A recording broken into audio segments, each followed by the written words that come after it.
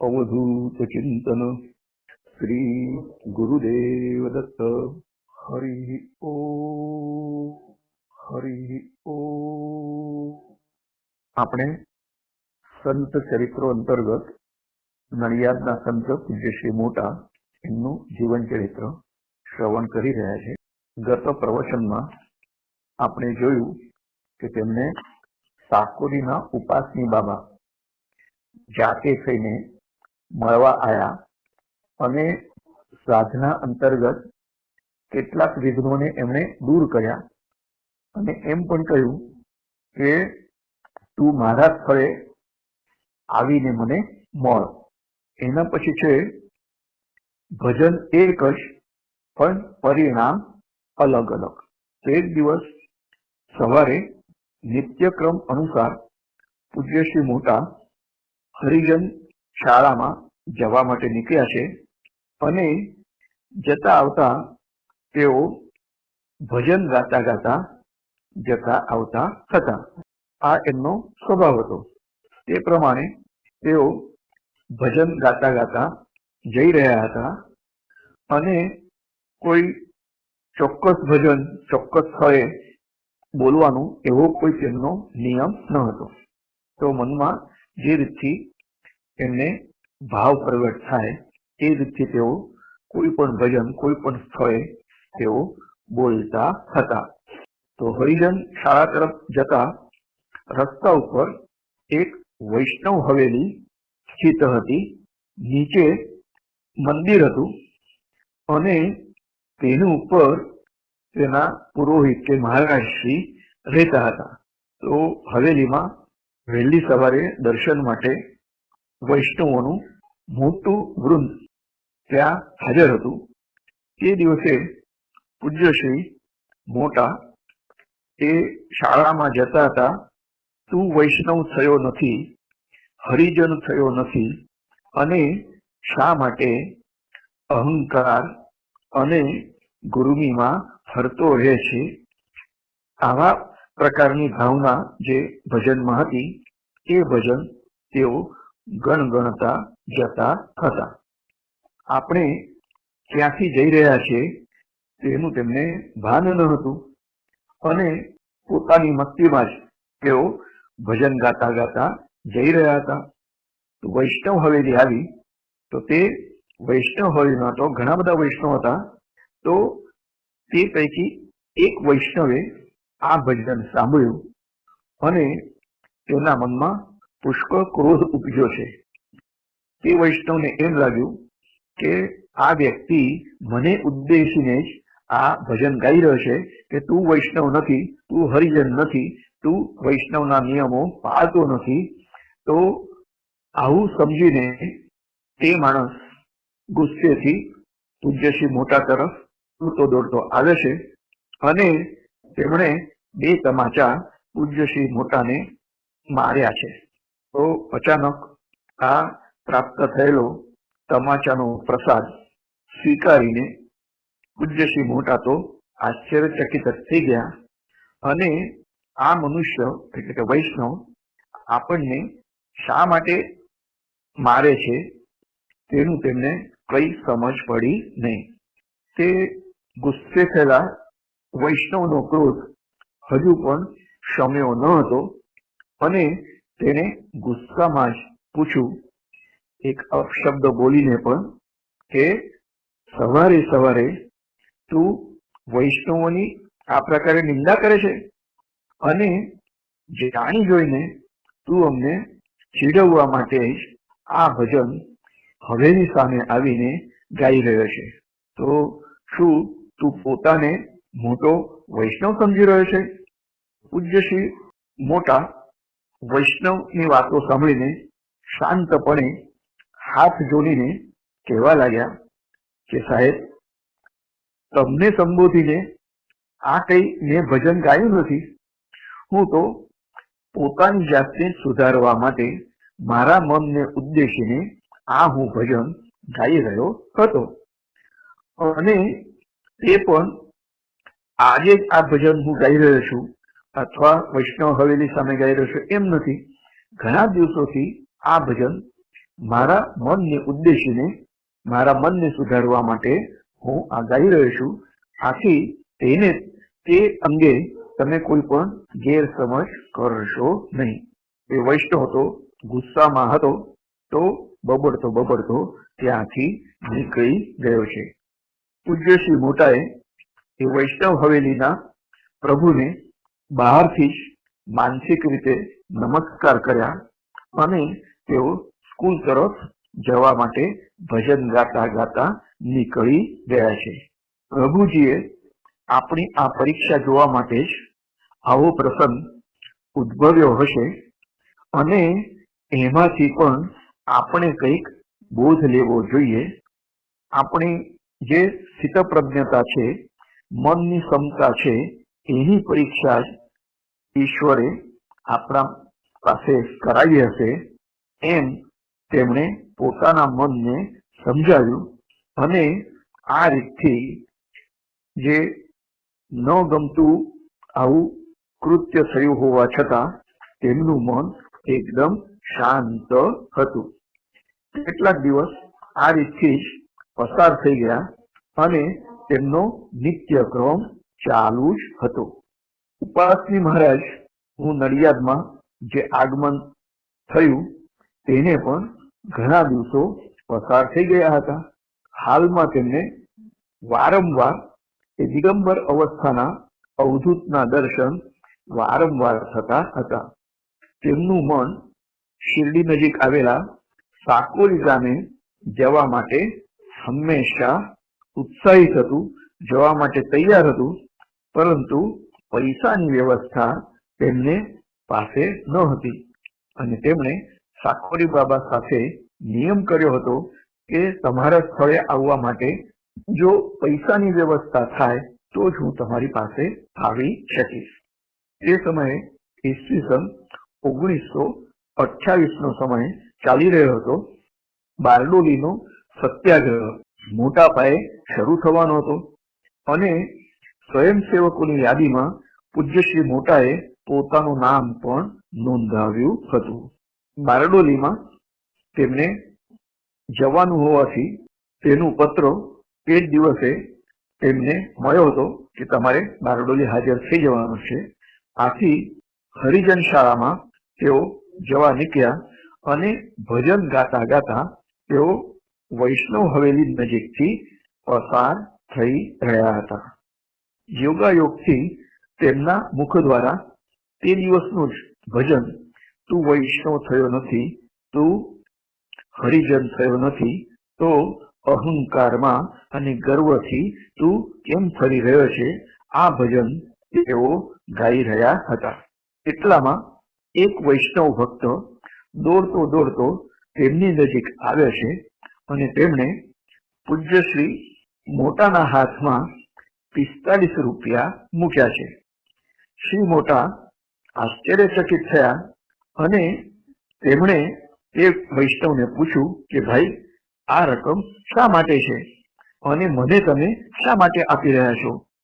તો એ વૈષ્ણવ કહી રહ્યા છે કે તમે રોજ આ માર્ગ ઉપર જતા આવતા ભજન ગાઓ છો, તે હું રોજ જોઈ રહ્યો છું અને તે સિવાય સંતરામ મંદિરમાં પણ હું જ્યારે દર્શન કરીને પાછો આવું છું ત્યારે ત્યાં પણ તમે ઘણીવાર ભજન ગાતા મેં તમને જોયા છે. આથી મારા મનમાં તમારા વિશે આદર અને પ્રેમ ઉત્પન્ન થયો છે અને એ વિશિષ્ટ ભાવ નિર્માણ થયો હોવાથી કેટલાય દિવસથી મારા મનમાં એમ હતું કે મારે તમને કંઈક આપવું જોઈએ અને આજે તો એ ઈચ્છા અત્યંત પ્રબળ થઈ. આથી મારા હાથમાં જેટલા પૈસાની રકમ આવી એ રકમ લઈને તમારી રાહ જોતો હતો અને આ મારી અલ્પ ભેટ તમે કૃપા કરીને સ્વીકારો. તો પૂજ્ય શ્રી મોટાનું હૃદય એકદમ ભરાઈ આવ્યું અને મનોમન તેમણે ઈશ્વરનો, સદગુરુનો અને ઉપાસની મહારાજને સાષ્ટાંગ દંડવત પ્રણામ કર્યા છે કે તમને મળવા માટે જે પૈસાની જરૂર છે તે પૈસા આ રીતથી અચાનક મને પ્રાપ્ત થયા છે. તો ઉપાસની બાબાની જે દિવ્ય અદ્રશ્ય શક્તિ હતી તે શક્તિએ જ તે વૈષ્ણવ ભક્તને પૈસા આપવા માટે પ્રેરણા આપી હતી અને આ વિષય તેમના મનમાં બિલકુલ શંકા ન હતી. તો હવે સાકોરી જવાની રકમ મળી એટલે સાકોરી હવે ચોક્કસ જવું જ જોઈએ. તો રજાની અરજી તેમણે પોસ્ટમાં નાખી છે અને પૂજ્ય શ્રી મોટાએ સાકોરી જવા માટે ઉપાસની મહારાજ તરફ પ્રસ્થાન કર્યું છે.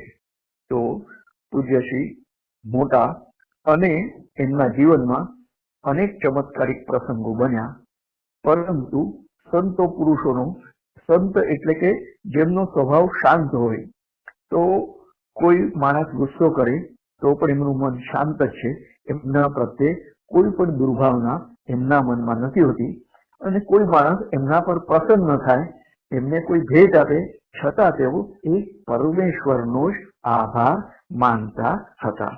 તો સાકોરીમાં ઉપાસની મહારાજ તરફ ગયા અને શું થયું એ આપણે જોઈએ. તો સાકોરીમાં ઉપાસની બાબા સાથે મુલાકાત. સાકોરી જવા માટે પૈસાની વ્યવસ્થા થઈ, આથી તેમણે સાકોરી જવા માટે તૈયારી કરી છે.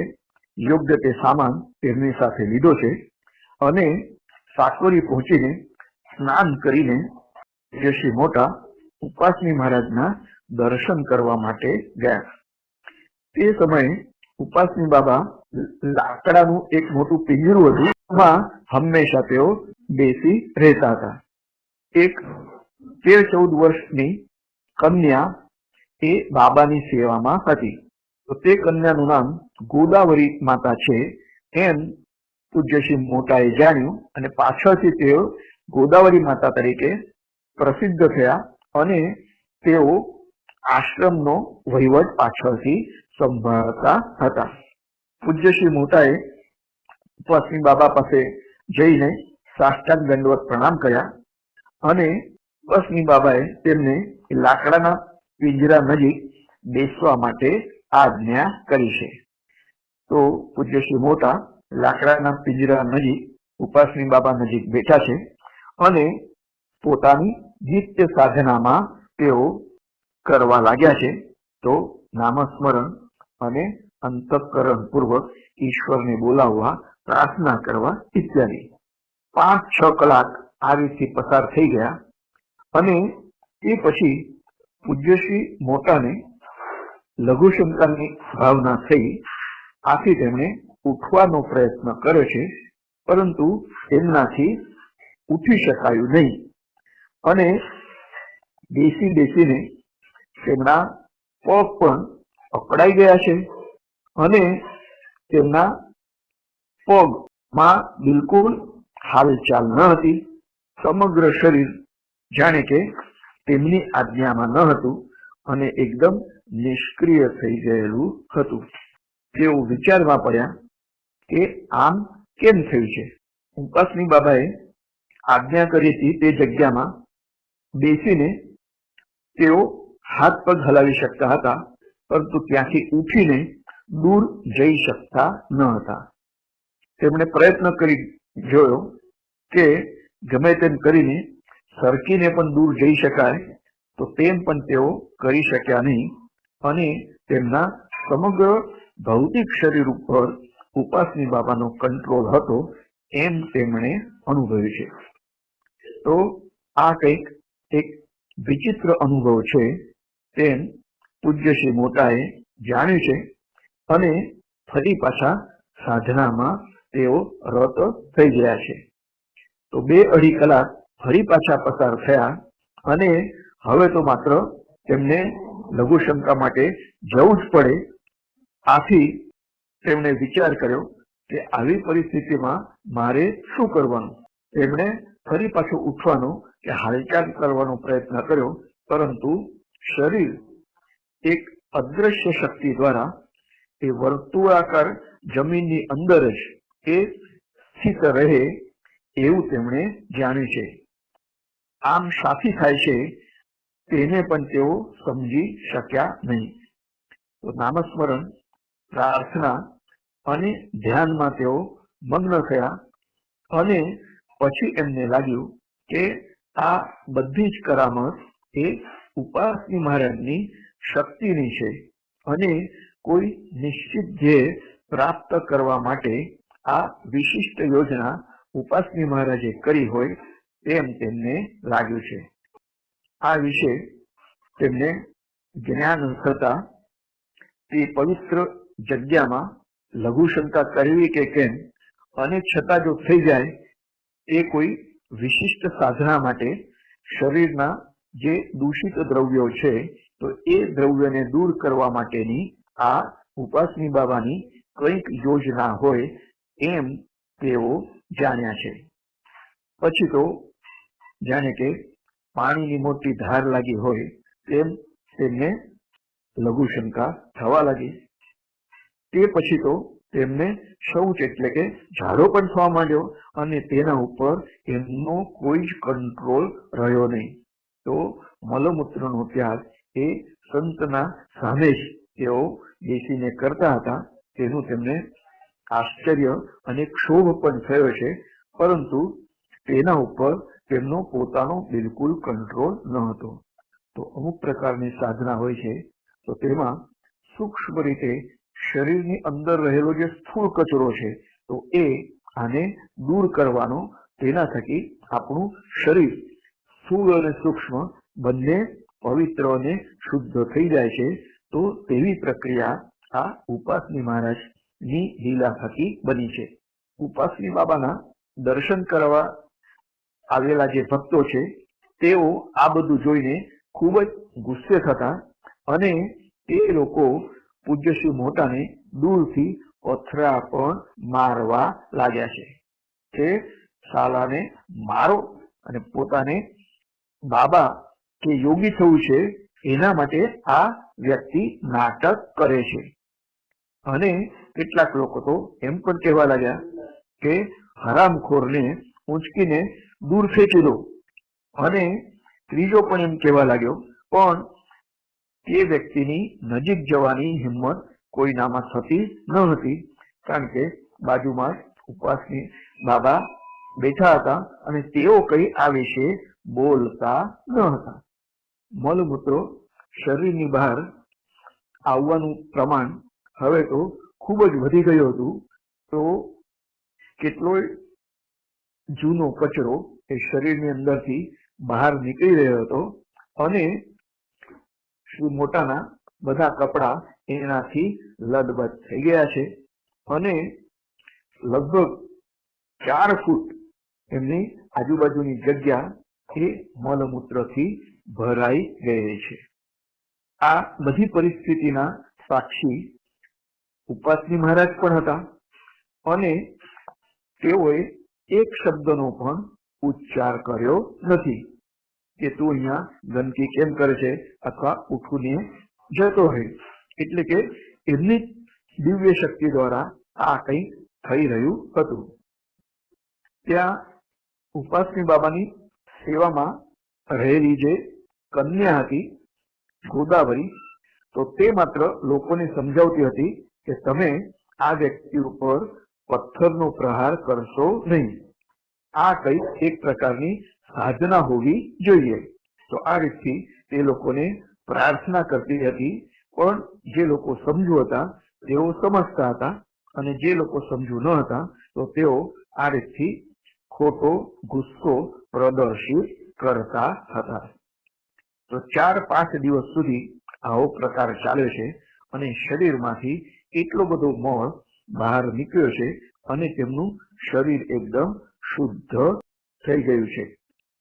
આ 4-5 દિવસ દરમિયાન તેઓએ કશું જ ખાધું પણ નથી, પાણીનું ટીપું પણ પીધું નથી, છતાં પણ આ પૂજ્ય શ્રી મોટાના શરીરમાંથી આવો બધો કચરો બહાર નીકળી રહ્યો હતો. તો તે સમયે બાહ્યત તેમનું શરીર એટલું અસ્વચ્છ અને ગંદુ ખરડાયેલું જોવાતું હતું, છતાં પણ તેમનું મન હતું તે ઉચ્ચ ભૂમિકામાં હતું, સમાધિ સ્થિતિમાં હતું. તેઓ પોતાના શરીરની જે શુદ્ધિકરણની ક્રિયા હતી તો એ ક્રિયા તરફ તેઓ સાક્ષી રૂપે જોઈ રહ્યા હતા. લોકો તેમને જે મારતા હતા તે એ મારવા પ્રત્યે પણ તેઓ સાક્ષી ભાવથી જોઈ રહ્યા હતા કે હું તો આત્મ સ્વરૂપે છું અને આ ભૌતિક શરીરને લોકો ગમે તે માર મારે અથવા એનું અપમાન કરે છતાં મને એની કોઈ પણ અસર થતી નથી. તો તે શરીર જાણે કે એમનું ન હતું પણ કોઈ બીજાનું હતું, એટલે કે પોતે આત્મ સ્વરૂપે જ હતા. તો 5-6 દિવસ પછી ઉપાસની મહારાજે ગરમ પાણી મંગાવ્યું છે અને પૂજ્યશ્રી મોટાને પીવા માટે આપ્યું છે. આ રીતથી પાણી આપવાનું પણ 2-3 દિવસ સુધી ચાલુ છે. જે મલમૂત્ર વિસર્જનનો એ જે ક્રિયા હતી એ હજુ પણ શરૂ જ હતી. તે 2-3 દિવસ પછી બાબાએ તેમને એકદમ સૂકા રોટલાના ટુકડા ખાવા માટે આપ્યા છે અને લગભગ 11 દિવસ સુધી પૂજ્યશ્રી મોટા આ રીતથી ઉપાસની બાબાની હાજરીમાં આવી સ્થિતિમાં ત્યાં હતા. પછી શ્રી મોટાને મનમાં એમ થયું કે હવે આપણે અહીંથી ઉઠી શકીએ છીએ.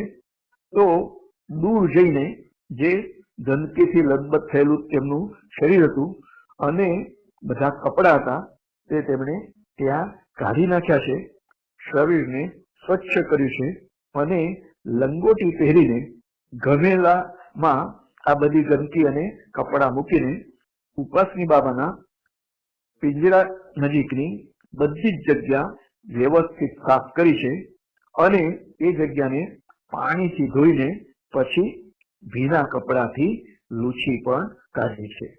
આ સર્વ સફાઈ મનની એક બેભાન અવસ્થામાં તેમણે કરી છે અને પછી બજારમાં જઈને તેઓ ચંદનનું તેલ એક બાટલી લઈ આવ્યા અને તે તેલ તેમણે આ બધી જગ્યાઓ ઉપર છાંટ્યું છે. તો આ બધું થયા પછી પૂજ્યશ્રી મોટાને નડિયાદ પાછું જવા માટે આજ્ઞા આપી છે. વિનંતી કરતા અડધા કલાક પછી ઉપાસની મહારાજે તેમને સંમતિ આપી છે.